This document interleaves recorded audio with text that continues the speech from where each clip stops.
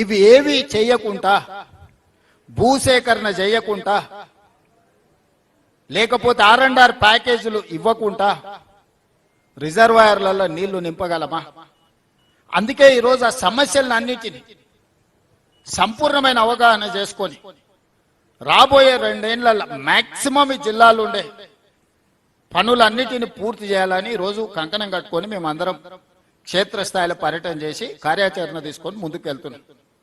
ప్రతి 6 months కు ఒక వర్టికల్ గా ఒక షెడ్యూల్ చేసుకొని, ఇప్పుడు జూన్లో వచ్చినాం, డిసెంబర్ వరకు ఏమేమి పూర్తి చేయగలం, నెక్స్ట్ జూన్ వరకు మళ్ళీ ఏం చేయగలం, నెక్స్ట్ జూన్ నుంచి నెక్స్ట్ డిసెంబర్ వరకు ఏం చేయగలం, విడతల వారీగా ఒక ప్రణాళికబద్ధంగా పనులు ఏ విధంగా ప్రతి నెల ఏ విధంగా చేయాలి అధికారులకు టార్గెట్ ఇచ్చి, భూసేకరణకు కలెక్టర్లకు టార్గెట్ ఇచ్చి, దానికి అవసరమైన నిధులను ఏ విధంగా సేకరించాలి.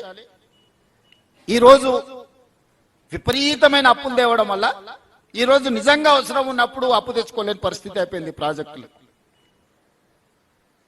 రాష్ట్రంలో ఇతర ఆర్థిక పరిస్థితి చిన్నాభిన్నం అయిపోయింది. అయినా శక్తి కూడగట్టుకొని ఈరోజు ప్రాజెక్టులు పూర్తి చేస్తుంటే నోరు తెరిస్తే తప్పుడు ప్రచారం, అబద్ధాలే. 90% పాలమూరు జిల్లా ప్రాజెక్టులు పూర్తినాయని నిన్నమన్న వాళ్ళు ప్రెస్ మీట్ చెప్పారా? మీరందరూ రిపోర్ట్ చేసిరు కదా. 90% పనులు పూర్తయితే వాళ్ళ అంచనాల ప్రకారమే, వాళ్ళు ఇచ్చిన జీవో ప్రకారమే 55,000 కోట్ల రూపాయల పాలమూరు రంగారెడ్డి ఎత్తిపోతలు కావాలన్నా వాళ్ళు అదే చెప్తారు కదా. వాళ్ళ హయాంలో ఖర్చు పెట్టిందే 27,000 కోట్లు.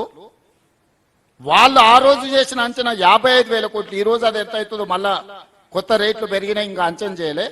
50% కూడా నిధులు ఖర్చు పెట్టకుండా 90% పనులు ఎట్లా పూర్తయితాయి? అంటే అంచనాలన్నా అబద్ధం ఉండాలి, పని చేయకుండానన్నా అబద్ధాలు చెప్పాలి. రెండింటికి పొంతన ఉండాలి కదా. 55,000 కోట్ల రూపాయలతోని పాలమూరు రంగారెడ్డి ఎత్తిపోతలు పూర్తి అవుతుంది అన్నప్పుడు 27,000 కోట్ల రూపాయలు అంటే సరిగ్గా 50%, లెస్ దాన్ 50%, 48-47%, 47-48% నిధులు ఖర్చు పెడితే 90% పనులు ఎట్లా పూర్తవుతాయి? మీడియా మిత్రులుగా నేను మిమ్మల్ని అడుగుతున్నా. నాకు ఆ సైన్స్, ఆ మ్యాథ్స్ నాకు అర్థమైతలేదు.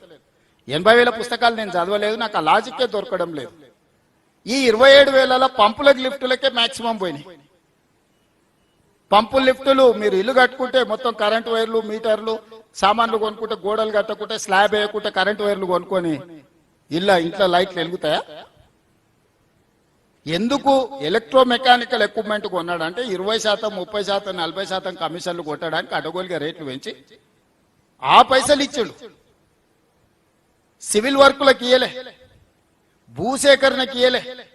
ఏ ప్రాజెక్ట్ కట్టాలని మీరు ఇల్లు కట్టుకోవాలనుకుంటే కూడా ఫస్ట్ ప్లాట్ కొనుక్కుంటారు. అవునా? ప్లాట్ కొనుక్కున్న తర్వాత దానికి డ్రాయింగ్స్ చేపిస్తారు, డ్రాయింగ్స్ తర్వాత సివిల్ వర్కులు చేస్తారు, సివిల్ వర్కుల తర్వాత ఎలక్ట్రికల్ వర్కులు చేస్తారు. ఈ రోజు ఆయన ఎట్లా పడితే అట్లా చేసి ఏది పడితే అది మాట్లాడి ఉన్నదంతా ఊడ్చుకపోయి దోసుకుపోయి ఈరోజు మమ్మల్ని ఏదో దోషులుగా నిలబెడుతున్నామని భ్రమలలో ఉన్నారు.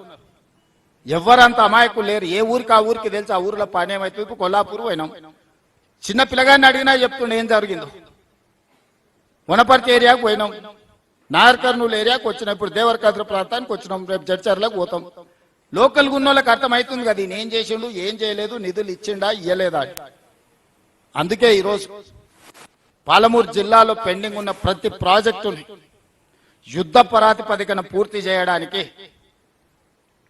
అవసరమైన నిధులను ఏర్పాటు చేసుకోవడానికి, సేకరించడానికి ఒక పక్కా కార్యాచరణ కోసం క్షేత్రస్థాయిలో పర్యటన చేస్తున్నాము. ఎక్కడైనా అధికారులు ఏదైనా విషయాలలో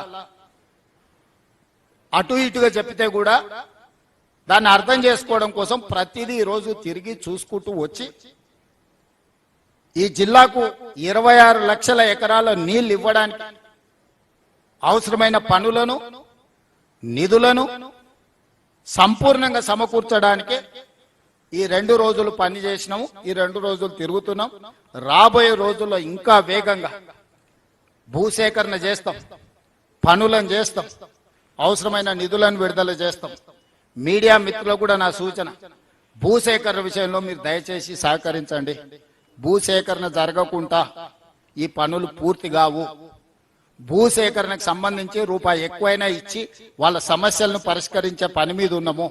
అందుకే నిన్న మొన్న మొదటి ప్రాధాన్యత కింద భూసేకరణకే మొట్టమొదటి నిధులన్నీ విడుదల చేస్తున్నాం. ఇంకొక 4,000 ఎకరాల భూమి సేకరణ చేసేది ఉంది. ఈ 4,000 ఎకరాల భూసేకరణలో మీడియా మిత్రులుగా మీరు